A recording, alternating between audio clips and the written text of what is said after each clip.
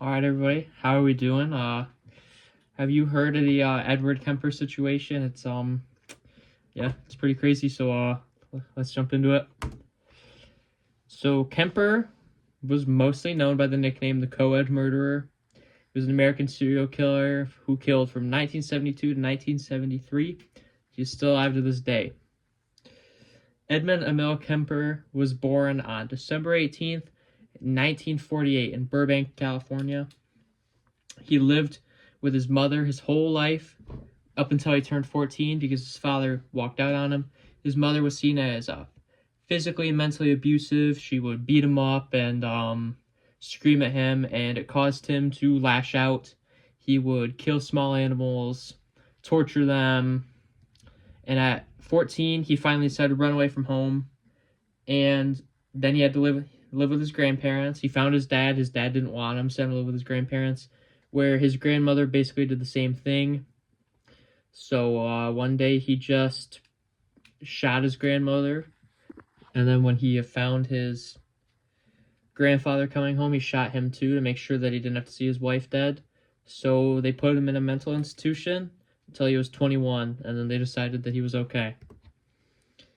Kemper killed 10 people his whole life, including his grandparents. He also killed his mother and her best friend. He killed them both with a hammer, actually, and did very necrotic things to his mother's corpse, and he would fillet them and do a lot of bad things like that. The police, circumstantial evidence-wise, the police were able to find the hammer that he used to kill his mother. He put the spokes through her head and killed her. The most important piece of evidence of this trial was actually his confession. After he killed his mother and her friend, he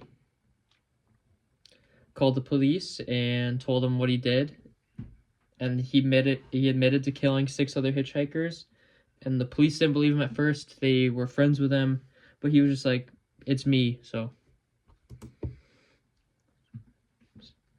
After researching, there are no forms of toxicological evidence that were used. Same with entomological evidence. But there was anthropological evidence where, as he was admitting to his crimes, they had a psychological evaluation, and he was so calm, cool, and collected that the psychologist basically said that he knew what he was doing and couldn't plead insanity, which was his main line of defense. Autopsies revealed how he would dismember his victims and beat them with objects and stab them and do things like that. So it was, and it revealed the fact that he took the vocal cords of his mother and put them in the garbage disposal. They found her missing vocal cords, and then eventually found them in the house. And there were marks found with the hammer, with the knife, with things like that. So finally, he ended up being found guilty and charged with 8 counts of first-degree murder with no chance of parole. He has 8 consecutive life sentences. He was 6 feet 9 inches tall and weighed close to 300 pounds. And the trial only took 5 hours to deliberate his guilty verdict, which is normally not quite that long. Yeah, that's the Ed Kemper situation. It's pretty crazy. All right, see you.